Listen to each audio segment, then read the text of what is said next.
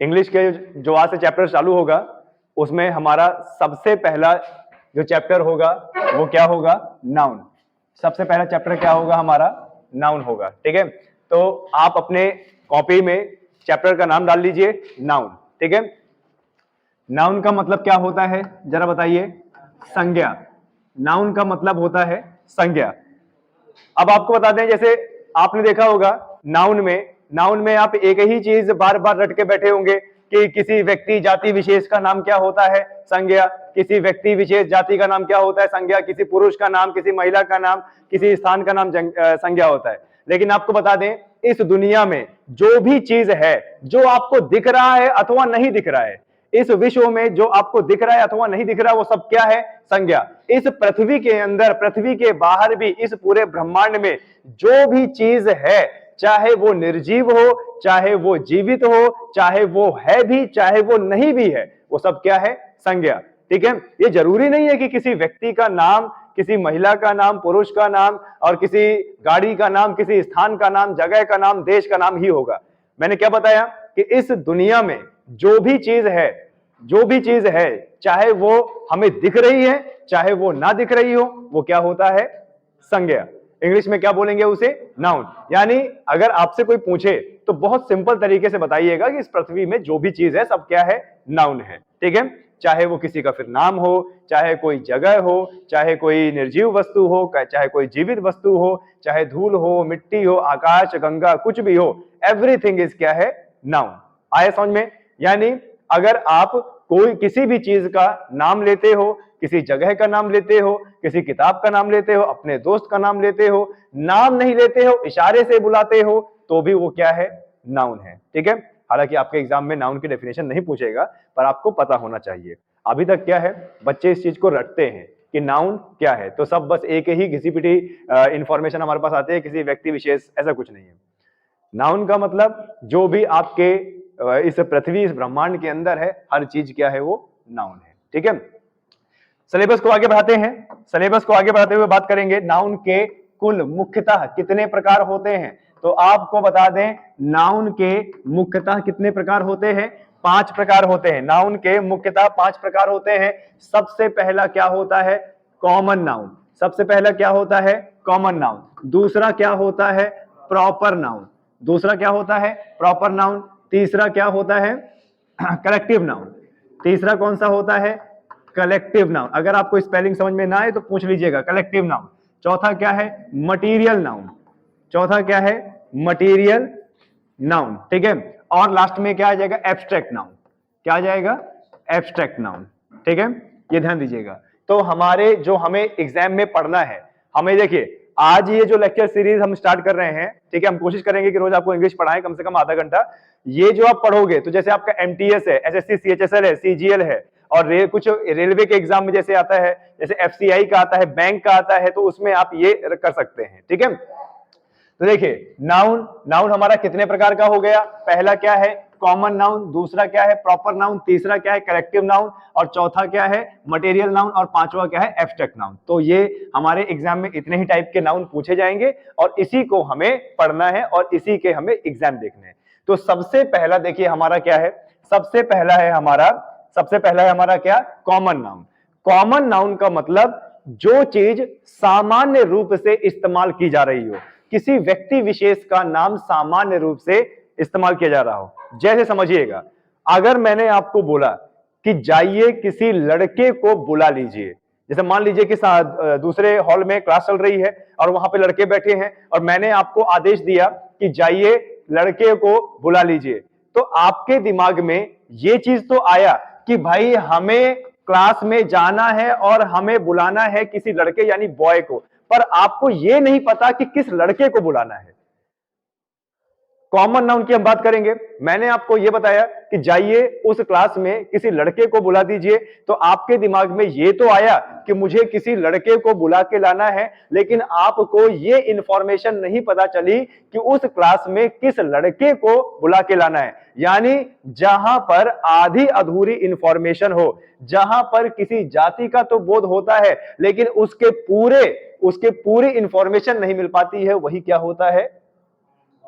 Common noun. अब जैसे अगर एक बात मैं बात करूं कि किसी जैसे अगर मैं आपको बोलूं कि लड़के को अच्छे से पढ़ना चाहिए, लड़कों को अच्छे से पढ़ना चाहिए, या लड़कों को आर्मी की तैयारी करना चाहिए, तो आप ही बताइए, जब मैंने बोला कि लड़कों को आर्मी की तैयारी करनी चाहिए, तो कौन से लड़कों की बात हो रही है? कौन से लड़कों की बात हो रही है? ये तो किसी भी लड़के की बात हो रही है।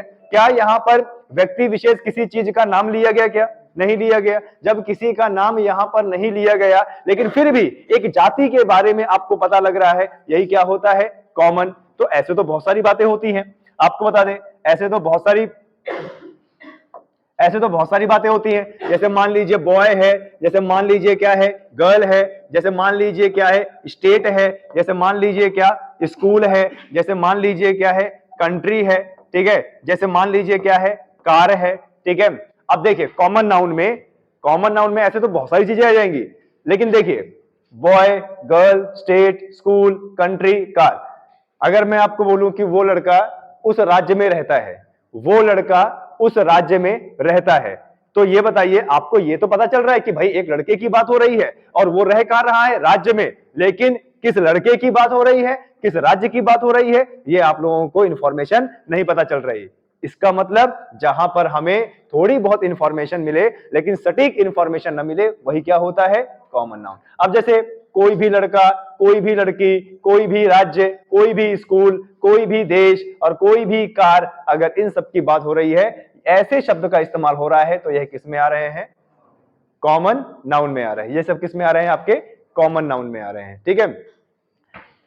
ध्यान दीजिएगा, कॉमन नाउन हम उसे बोलेंगे जहां पर हमें जाति का तो पता चलता है, लेकिन किस व्यक्ति के, वास्तविक रूप से किस व्यक्ति के बारे में बात हो रही है, उसके बारे में अगर नहीं पता चल पा रहा है, तो वो होता है हमारा कॉमन नाउन, ठीक है। अब जैसे मान लीजिए कि मैंने यहां पर जो ये हमारा कॉमन नाउन है, और कॉमन नाउन के बाद आप प्रॉपर नाउन में बढ़ेंगे, तो जैसे मान लीजिए मैंने यहां पे किया राम, ठीक है, और गर्ल में मान लीजिए मैंने किया सीता, ठीक है, स्टेट में मैंने कर दिया यूपी, स्कूल में मैंने कर दिया, जैसे मान लीजिए कर देता हूं आर्मी स्कूल, ठीक है, ये मैंने कर दिया। कंट्री में कर देता हूं इंडिया, और कार में कर देता हूं मारुति। अब अगर मैंने बोला आपको कि जाइए हॉल नंबर 2 से राम को बुला दीजिए, तो आपके दिमाग में यह भी आया, दोनों चीजें आई, कि मुझे एक लड़के को बुलाना है जिसका नाम क्या है? राम। अब आप उसी व्यक्ति को बुला के लेके आओगे जिसका नाम क्या है? राम है। तो देखिए आपको एक सटीक जानकारी मिली। अब जहां पर सटीक जानकारी मिलती है वही क्या हो जाता है? हमारा प्रॉपर, ठीक है। सीता बहुत अच्छा पढ़ती है, मान लीजिए कोई एग्जांपल दे रहा हूं, सीता बहुत अच्छा पढ़ती है, तो देखिए आपके दिमाग में आ गया कि सीता क्या है? एक लड़की है जो बहुत अच्छा पढ़ती है। उस लड़की का नाम भी देखो क्या आ गया? सीता। यानी आप बोल सकते हो कि जहां पर जाति, स्थान या किसी भी चीज का प्रॉपर नाम आ जाए और नाम से हमें इंफॉर्मेशन पता लग जाए, तो उसका नाम क्या होता है? उसको हम क्या बोलते हैं? प्रॉपर नाउन बोलते हैं, ठीक है।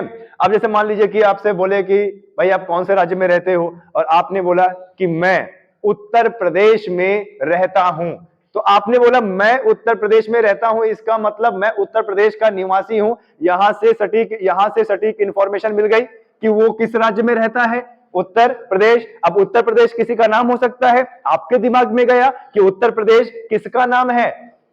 राज्य का।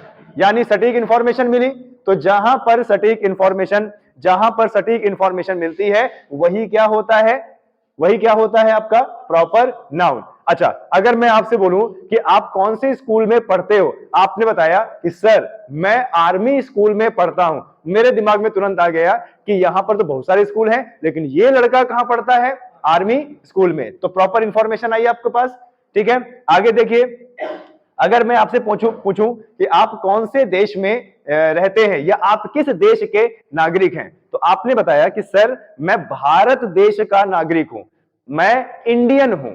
मैंने बोला आप कहां के हो? आपने बोला मैं इंडियन हूं। मैं तुरंत समझ गया कि आपने नाम क्या लिया है? इंडिया। और इंडिया कोई क्या है? एक देश है। तो खाली देश बोलेगा तो किस में आएगा? कॉमन में। और उसका नाम भी देगा तो किस में आएगा?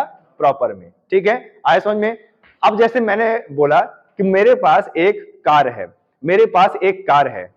समझिएगा भी, मेरे पास एक कार है, तो आपके पास ये आ गया कि नहीं सर के पास एक कार है, पर आपको ये नहीं पता चला कि मेरे पास कौन सी कार है। लेकिन अगर मैंने बोला कि मेरे पास मारुति कार है, मेरे पास मारुति कार है, तो इससे आपको दोनों चीजें समझ में आ गई कि मेरे पास कार भी है और कार की कंपनी क्या है, मारुति। यानी प्रॉपर इंफॉर्मेशन आई ना। यानी यहां पर किसी भी चीज के बारे में, किसी भी व्यक्ति विशेष के बारे में, जगह के बारे में, स्थान के बारे में, चाहे वो वस्तु दिख रही हो चाहे नहीं दिख रही हो, सटीक इंफॉर्मेशन मिलेगी, प्रॉपर इंफॉर्मेशन मिलेगी, तो वही क्या हो जाता है, प्रॉपर नाउन। इसका मतलब आप ये भी समझ सकते हैं कि प्रॉपर नाउन का मतलब कॉमन नाउन का ही नाम दे देना क्या होता है, प्रॉपर नाउन। आप बोल सकते हो कॉमन जो नाउन हम इस्तेमाल कर रहे थे उसी का नाम दे देना क्या होता है, प्रॉपर नाउन हो जाता है। ठीक है, एक और चीज, तुम इधर आओ। ठीक है, मैंने किसी का नाम लिया, किसको आना है, आइए, इतने सारे बच्चे बैठे हैं यहाँ पे, मैंने बोला तुम इधर आ जाओ, तो सबके माइंड में आएगा ना सर किसको बुला रहे हैं, तो क्या मतलब हुआ, कॉमन नाउन। अब मैं बोलूं मिथिलेश इधर आके क्लास सॉल्व कीजिए, क्वेश्चन सॉल्व कीजिए, अब आप ही बताइए, मैंने बोला कि मिथिलेश इधर आके ये क्वेश्चन सॉल्व कीजिए, तो अब ये बताइए इतनी पूरी क्लास में जो मिथिलेश होगा वही उठेगा और वही आएगा, है ना। इसका मतलब क्या हुआ, प्रॉपर नाउन। चलिए यहां तक आप लोगों को समझ में आया। चलिए आगे बढ़ते हैं, कलेक्टिव नाउन। ठीक है, आगे बढ़ते हैं, कलेक्टिव नाउन। कलेक्टिव नाउन हमारा बना है, देखिए कलेक्टिव नाउन हमारा बना है कलेक्शन से। ठीक है, और कलेक्शन का मतलब होता है संग्रह, संग्रह का मतलब होता है झुंड, और झुंड का मतलब है ग्रुप। यानी जिस शब्द से एक ग्रुप का बोध हो, एक संग्रह का बोध हो, कलेक्शन का बोध हो, वो किसमें आएगा, कलेक्टिव नाउन। यानी यहां पर यह चीज बोलने की कोशिश की गई है कि एक ही शब्द से हमें ग्रुप यानी झुंड का बोध हो जाए। बताइए ऐसा, धीरे बोलिएगा, ठीक है, बताइए ऐसा कोई शब्द। हाँ, बहुत सही, क्या नाम है बताइए, आर्मी। और क्या दूसरा बोला आपने, पुलिस। आपने क्या बोला, बिल्कुल क्लास भी बोल सकते हो, और क्या बोल सकते हो, पार्लियामेंट। पार्लियामेंट मतलब संसद। अच्छा आप ही बताइए, अगर मैं आपसे बोल दूं कि भैया पुलिस आ रही है, पुलिस आ रही है, तो आप जरा बताइए कि आपके दिमाग में इमेज क्या बनती है। जब हम बोलूं कि पुलिस आ रही है तो आपके दिमाग में इमेज क्या बनेगी, यही इमेज बनेगी ना कि 2-3 लोग तो आ ही रहे होंगे, है ना, 2-3 लोग आ रहे होंगे। अब 2-3 लोग हो गए, बन गया एक झुंड। यानी पुलिस जब मैं बोल रहा हूं तो आपके दिमाग में कि एक व्यक्ति की इमेज नहीं बन रही है, कितने व्यक्ति की इमेज बन रही है, कम से कम 3-4 लोगों की, है ना। जब बोलते हैं ना कि गांव में जैसे बोलते हैं कि यार सिपाही आ गए, सिपाही आ गए, है ना, तो आप जरा बताइए सिपाही आ गए तो इमेज क्या बनती है, एक सिपाही आ रहा होगा क्या, नहीं, है ना। जैसे मान लीजिए कि आपने किसी को फोन कर रहे हैं, यार पुलिस आई थी, पुलिस आई थी, तो बताइए कैसा इमेज में बन रहा है दिमाग में, पुलिस आई थी तो क्या एक ही जवान जाके चला गया वहां पे, आपके दिमाग में यही हो रहा होगा ना। हो सकता है गाड़ी हो सकता है 3-4 लोग उसमें बैठे हो, बंदूकधारी हो, है ना। सेम चीज किसमें होता है, आर्मी में। बताइए, सेना, सेना किसी एक व्यक्ति से सेना नहीं बनती है। जैसे मान लीजिए कोई दंगा हो गया और आर्मी बुलानी पड़ी, जैसे आपने न्यूज में सुनते होंगे कि दुर्घटनाग्रस्त क्षेत्र में आर्मी पहुंची, तो आपके दिमाग में क्या इमेज बनती है, कौन पहुंचा, आर्मी पहुंची। अब जब आर्मी का नाम लेते होंगे, आर्मी का नाम लेते होंगे तो कितने जवान दिखते होंगे, एक दिखता होगा क्या, नहीं, आपके माइंड में कितने दिखते होंगे, 2 से तो ज्यादा ही दिखते होंगे। और जब 2 से ज्यादा दिख गए तो वही क्या हो गया, कलेक्टिव नाउन। यानी ऐसे शब्द जहां पर आपको झुंड प्रतीत होता है वही क्या होता है, कलेक्टिव नाउन। अब जैसे यहां पे हम बात कर सकते हैं, जैसे पार्लियामेंट है, पार्लियामेंट का मतलब क्या है, पार्लियामेंट का मतलब क्या है, संसद। पार्लियामेंट का मतलब क्या है, संसद। अच्छा, संसद में आज इस पर विचार किया गया, संसद में आज इस पर विचार किया। संसद का इंग्लिश शब्द क्या होता है, पार्लियामेंट। अब आप बताइए, संसद का मतलब तो यही होगा ना, संसद का मतलब तो यही होगा ना जहां पर बहुत सारे सांसद होंगे, है ना, बहुत सारे क्या होंगे, सांसद। अच्छा, एक और होता है शब्द क्या, ज्यूरी। ज्यूरी का मतलब क्या होता है, जजों का समूह। ज्यूरी का मतलब क्या होता है, जजों का समूह। अब आप ये बताइए, सुप्रीम कोर्ट में जजों का समूह होता है ना। कई बार आपने न्यूज में सुना होगा कि सुप्रीम कोर्ट की ज्यूरी ने ये डिसीजन लिया, तो ज्यूरी का मतलब ही है अपने आप में क्या, जजों का समूह। एक शब्द और आता है, टीम। टीम, अब किसी की भी टीम हो, क्रिकेट टीम हो, कबड्डी की टीम हो, या कोई आप बोल सकते हो खो खो की टीम हो, तो ये बताइए हम जैसे बुलाए कि भैया ये टीम आ जाए यहाँ पर, या ये टीम बहुत अच्छी खेली है ना, या कानपुर की टीम या चित्रकूट की टीम, तो जब टीम शब्द बोलते हैं तो आपके दिमाग में क्या इमेज बनती है कि टीम में कितने खिलाड़ी होंगे? बनता है ना, एक आपके दिमाग में इमेज बनती है ना कि बहुत सारे खिलाड़ी होंगे, है ना, ये चीज है। तो देखो टीम आ गया, इसके बाद एक और शब्द होता है, जैसे क्या होता है, कैटल। क्या होता है? कैटल। ठीक है, क्या शब्द होता है? कैटल। कैटल का मतलब होता है मवेशी, मवेशियों का झुंड।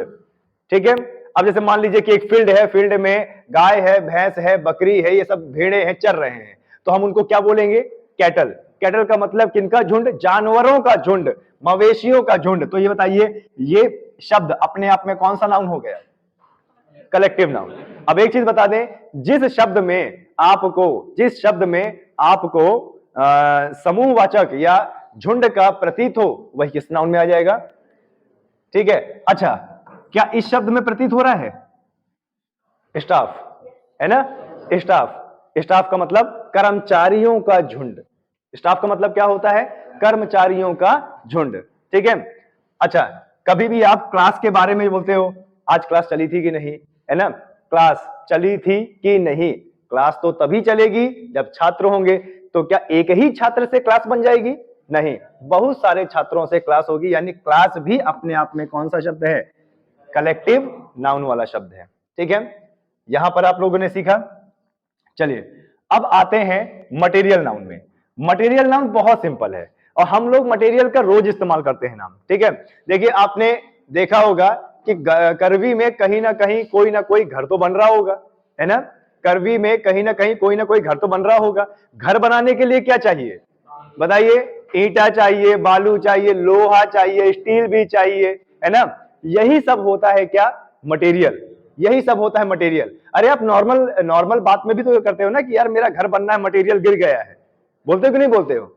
मेरा घर बनना है और मटेरियल गिर गया है। तो मटेरियल गिर गया है तो अगला व्यक्ति क्या समझता है कि कौन सा मटेरियल गिर गया? बताओ कौन सा मटेरियल गिर गया?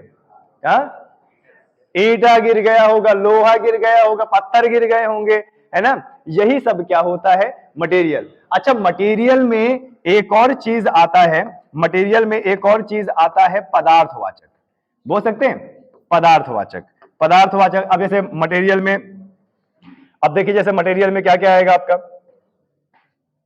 मटेरियल में जरा देख लीजिए क्या क्या आएगा। देखिए आपका आयरन भी आएगा क्या मटेरियल में? क्या एयर आएगा? क्या गोल्ड आएगा? क्या मिल्क आएगा? क्या ब्रिक आएगा? क्या स्टील आएगा? क्या सिल्वर आएगा? ठीक है, जितने भी पदार्थ हैं, पदार्थ का नाम जहां लिया जा रहा है वो सब क्या है? मटेरियल नाउन है। जहां पे पदार्थ आ रहा है वो सब क्या है? मटेरियल नाउन है। ठीक है, आए समझ में? अब मटेरियल तो कुछ भी हो सकता है। लकड़ी, लकड़ी भी क्या है? वुड भी क्या है? वुड भी क्या है जरा बताएं? मटेरियल है। वुड भी क्या है? मटेरियल है। ठीक है, देखिए मिल्क है, मिल्क एक तरल पदार्थ है, तो सीधी सी बात है वाटर भी होगा। वाटर भी क्या होगा? एक मटेरियल होगा। ठीक है, जूस भी क्या होगा? मटेरियल ही होगा ना।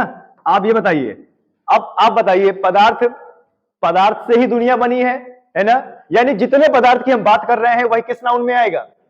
मटेरियल नाउन में आएगा। जितने भी पदार्थ की हम बात कर रहे हैं वही किस नाउन में आएगा? मटेरियल नाउन में आएगा। ठीक है, अब जैसे ये पेन है, ये पेन किसी पदार्थ से बना होगा, तो वो भी पदार्थ किस में आएगा? मटेरियल में आएगा, है ना। धूल, मिट्टी, हवा, सोना, चांदी, एवरीथिंग इसमें आएगा मटेरियल में, पदार्थवाचक में। ठीक है, तो देखिए हमने 4 नाउन अपने कवर कर लिए हैं अभी। अब आता है हमारा क्या? Abstract noun. ठीक है, अब हमारा क्या आता है? Abstract noun. अब देखिए एब्स्ट्रैक्ट नाउन का मतलब होता है भाववाचक संज्ञा। ठीक है, भाववाचक संज्ञा। एब्स्ट्रैक्ट नाउन का मतलब क्या होता है? भाववाचक संज्ञा। अब भाववाचक संज्ञा का मतलब जब भाव प्रकट करते हैं, या सिंपल सा समझिए कि ऐसी चीजें जिनका कोई भौतिक स्वरूप नहीं होता है लेकिन महसूस किया जाता है।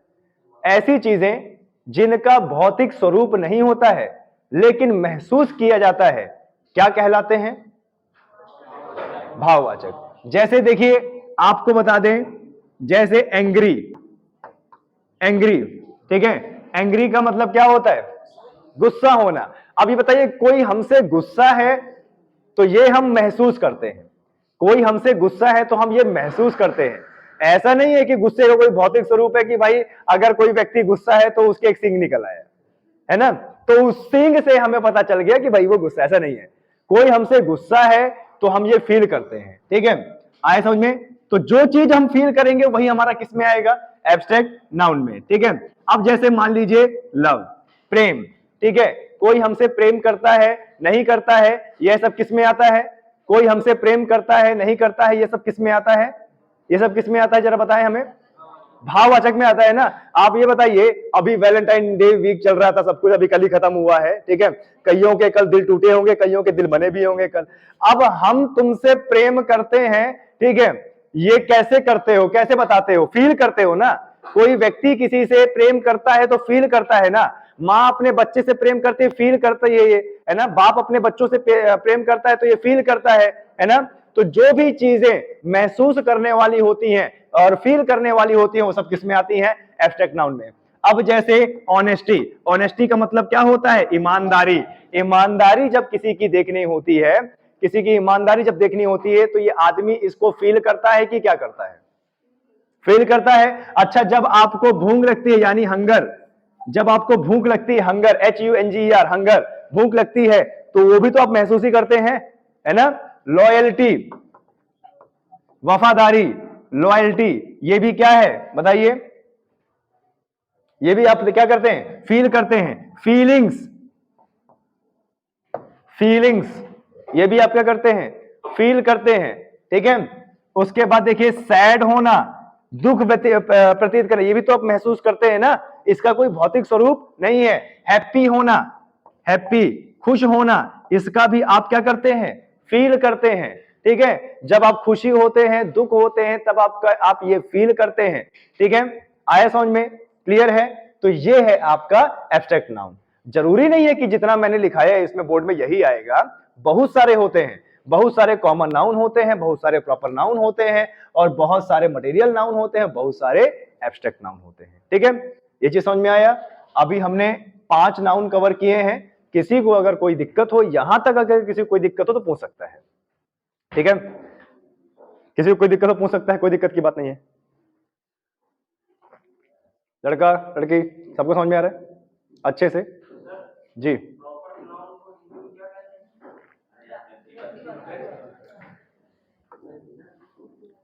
अब हिंदी में इसको क्या बोलते हैं? मेरा हिंदी बहुत कमजोर है दोस्त, ठीक है। अब आपको राम नरेश सर ही बता पाएंगे कि भाई किसी को क्या कहते हैं, ठीक है। चलिए, ये चीज हुआ। और किसी को कोई डाउट हो? अच्छा ये बताइए, सीमेंट, सीमेंट किस में आएगा? सीमेंट किस में आएगा? पाउडर किस में आएगा? मटेरियल में आएगा, ठीक है। द्वीप किस में आएगा? द्वीप, द्वीप मटेरियल में आ जाएगा। द्वीप किस में आएगा? एक जने बोलो, ठीक है। द्वीप किस में आएगा? अंडमान निकोबार प्रॉपर में आएगा। USA प्रॉपर में आएगा, ओके। फर्नीचर, फर्नीचर किस में आएगा? अब फर्नीचर बना किससे है? मान लो फर्नीचर सागवान की लकड़ी से बना है तो वो कॉमन प्रॉपर में भी आ जाएगा, और किस में आएगा? मटेरियल। क्योंकि देखो अभी आपने दिया क्या? वुड, वुड किस में आता है? मटेरियल में, और नाम दे दिया तो किस में आ गया?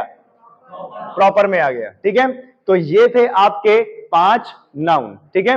अब आपको बता दें, आपका होमवर्क ये है कि सभी लड़के लड़कियां जो भी यहां पर आज मेरी क्लास ले रहे हैं, आप कम से कम 25 कॉमन लिखेंगे, 25 प्रॉपर लिखेंगे, 25 कलेक्टिव नाउन लिखेंगे, और 25 मटेरियल, और 25 कितना? एब्स्ट्रैक्ट। तो आपके टोटल 125 नाउन हो जाएंगे।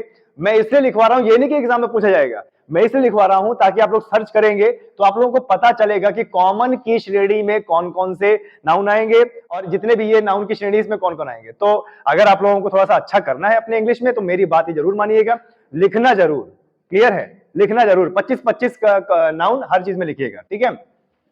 चलिए आगे बढ़ते हैं, और जिसकी इच्छा है तो वो 100 भी लिख लेगा, ठीक है, वो इच्छा पे डिपेंड करता है। चलिए आगे लिखिए। जो नाउन होता है, बातें नहीं होगी, जो नाउन होता है वो आगे दो प्रकार का और होता है। जो नाउन होता है वह आगे दो प्रकार का और होता है।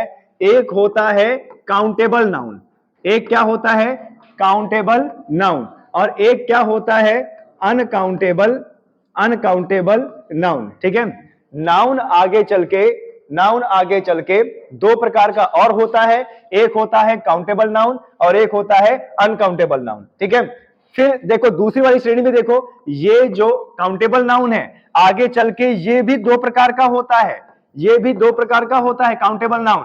एक होता है क्या, सिंगुलर, एक क्या होता है, सिंगुलर, और दूसरा क्या होता है, प्लूरल। सिंगुलर मतलब एक जो होता है, ठीक है, एक, और प्लूरल मतलब जिसमें दो या दो से ज्यादा होते हैं। इसमें हम किसका इस्तेमाल करते हैं, एस का।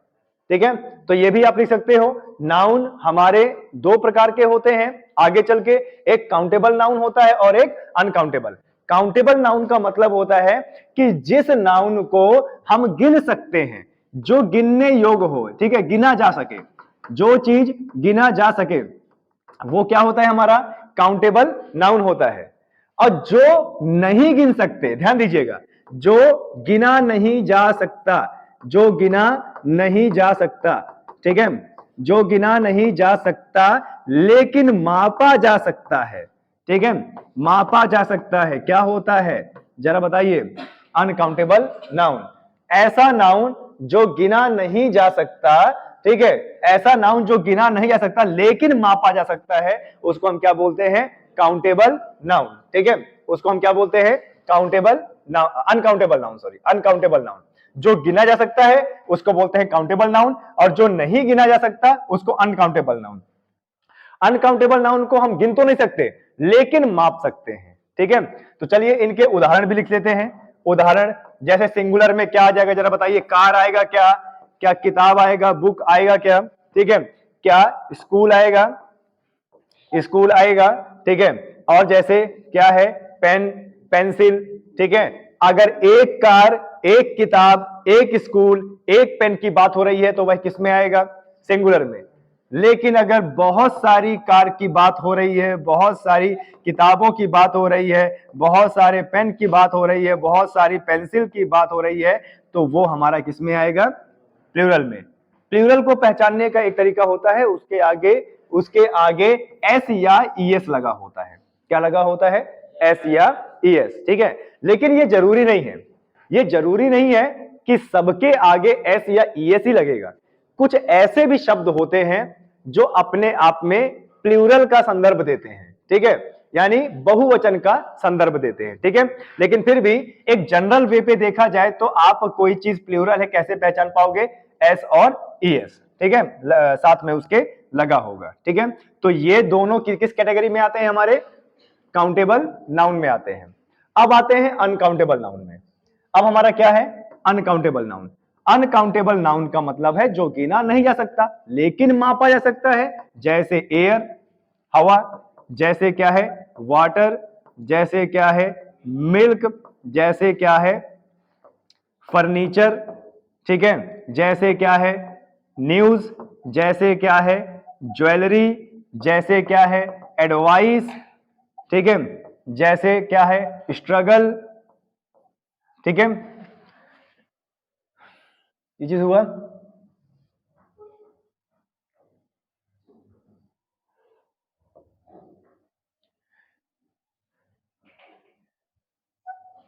जैसे क्या है, पेपर,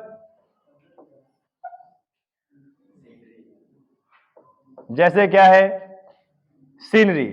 तो ये हमारे क्या है टोटल। तो अभी तो बहुत सारे अनकाउंटेबल नाउन है, लेकिन फिर भी एक बताया कि कुछ इस प्रकार के हमारे अनकाउंटेबल नाउन होते हैं जिनको हम गिन नहीं सकते हैं लेकिन माप सकते हैं। हेयर भी आप, बाल, बाल क्या आप गिन सकते हैं क्या, नहीं, तो ये किस कैटेगरी में आते हैं, अनकाउंटेबल नाउन में आते हैं, ठीक है। इनकी खास बात ये होती है, खास बात ये होती है कि इनके किसी भी नाम के आगे एस या ईएस का इस्तेमाल नहीं है। क्यों, अब आपके दिमाग में आना चाहिए कि इनके आगे एस या ईएस का इस्तेमाल क्यों नहीं है। अगर एस या ईएस का इस्तेमाल कर देते तो यह किस कैटेगरी में आ जाता? काउंटेबल नाउन, है ना, ये चीज है। इसी कारण इनके आगे एस का इस्तेमाल नहीं किया गया है। ठीक है, कोई मुझे टाइम बताएगा क्या? 12:02, ओके, ठीक है। तो आए समझ में? ध्यान देना, ऐसे शब्द जिनको हम नहीं गिन सकते लेकिन माप सकते हैं तो वो किस में आते हैं? अनकाउंटेबल में। ठीक है, आए समझ में? अब जरा देखिए, इनके आगे हम एस नहीं लगा सकते, जितने भी अनकाउंटेबल है, कुछ अनकाउंटेबल नाउन के आगे हम एस नहीं लगा सकते। क्यों नहीं लगा सकते? क्योंकि जब एस लगा देंगे तो वो आ जाएगा काउंटेबल की कैटेगरी में, जो पॉसिबल नहीं है। और प्लस जब एस लगा देते हैं तो उनका अर्थ बदल जाता है, उनका अर्थ बदल जाता है। जैसे आपको बता दें, अर्थ की बात करें, जैसे देखो ये क्या है? एयर, और ये क्या है? एयर्स। समझिएगा, जैसे ये एयर है और ये एयर्स है, तो आपको लग रहा होगा कि ये एक वचन और ये क्या है? बहुवचन। लेकिन आपको बता दें, ये दोनों ही सही है और दोनों गलत भी हो सकते हैं अगर काउंटेबल के संदर्भ में देखें। काउंटेबल के संदर्भ में देखें, अनकाउंटेबल के संदर्भ में तो सिर्फ एयर ही सही होगा, एयर सही नहीं होगा। ठीक है, अब जैसे देखिए, एयर का मतलब क्या हो जाएगा? हवा। आपने इसको एस लगा दिया तो इसका मतलब क्या हो जाएगा? घमंड। इसका मतलब क्या हो जाएगा? घमंड। अब जैसे मान लीजिए कि वाटर है, ठीक है, वाटर है, वाटर के आगे आपने एस लगा दिया तो हो गया वाटर्स। वाटर का मतलब पानी होता है, जबकि वाटर्स का मतलब होता है जल राशि। क्या होता है? जल राशि। अब जैसे मान लीजिए आयरन है, आयरन भी अनकाउंटेबल नाउन है। अगर आपने इसको एस लगा दिया, आयरन एस लगा दिया तो ये क्या बन जाएगा? आयरन का मतलब क्या होता है? लोहा। लेकिन एस लगा दिया तो इसका मतलब क्या हो जाएगा? बेड़िया। बेड़िया बांधते हैं ना, ये हो जाएगा। तो हम सिंपल से समझे कि जो हमारे अनकाउंटेबल नाउन है उनको हम बहुवचन नहीं बना सकते। क्यों नहीं बना सकते? क्योंकि वह ऑलरेडी अपने आप में बहुवचन होते हैं। ठीक है, यहां तक किसी को दिक्कत नहीं? यहां तक किसी को दिक्कत नहीं है ना? चलिए आगे बढ़ते हैं। रूल नंबर 1 लिखिए आगे। रूल नंबर 1, ठीक है, नाउन का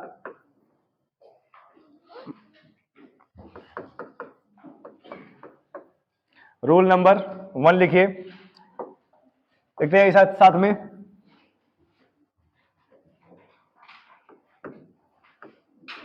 कुछ ऐसे लिखते हैं ना? सही है क्या? गलत है? आधा चाटा दें? देखो तो हमारी हिंदी।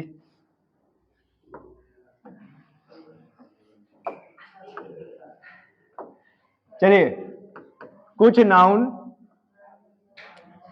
के आगे लिखिए, कुछ नाउन के आगे एस को नहीं लगा सकते। ठीक है, कुछ नाउन के आगे एस को नहीं लगा सकते। ठीक है, क्योंकि यह अनकाउंटेबल होते हैं, क्योंकि यह अनकाउंटेबल होते हैं। ये लो, मैंने इंग्लिश में लिख दिया इसको, देख रहे हो दिमाग?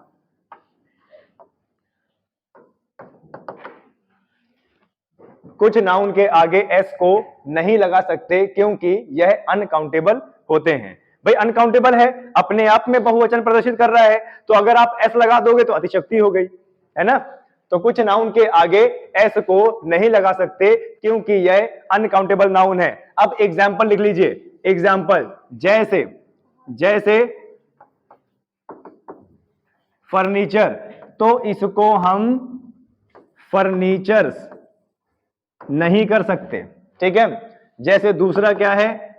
सीनरी, तो हम इसको सीनरीज नहीं कर सकते। ठीक है, जैसे हमारे पास क्या है? एडवाइस, ठीक है, तो हम इसको एडवाइसेस नहीं कर सकते। जैसे मान लीजिए कि हमारे पास है न्यूज, न्यूज का मतलब है समाचार। अच्छा, न्यूज समाचार, न्यूज को भी आप नहीं गिन सकते, है ना? आप रिपब्लिक भारत खोल लीजिए चैनल, गिन सकते हो क्या? अर्नब गोस्वामी की न्यूज गिन सकते हो क्या? है, गिनने से पहले वो आपका मुंह तोड़ देगा। ठीक है, स्क्रीन से निकलने के बाद आपको मार उड़ देगा, तो उसका न्यूज मत देखिएगा। ठीक है, न्यूज है तो इसको हम न्यूजेस नहीं कर सकते, न्यूजेस नहीं कर सकते। ठीक है, पांचवा जैसे जैसे ज्वेलरी है,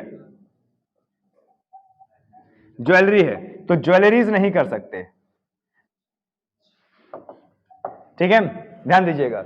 हमारे नाउन का पहला रूल क्या बोल रहा है? Furniture, furnitures, scenery, sceneries, advice, advices, news, न्यूजेस या ज्वेलरी। जो तो ये चीज इसका बहुवचन हम नहीं बना सकते।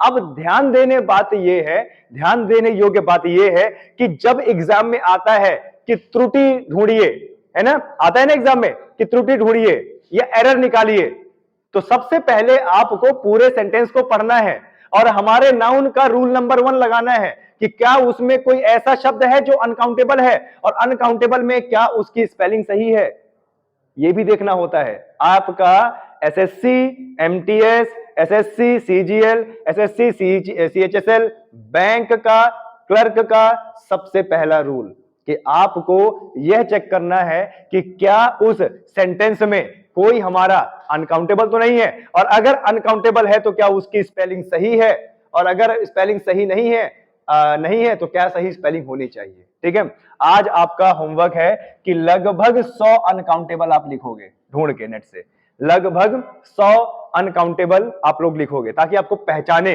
कि अनकाउंटेबल क्या क्या हो सकते हैं। अच्छा, ये हो सकता है क्या अनकाउंटेबल? मिल्क क्या हो सकता है?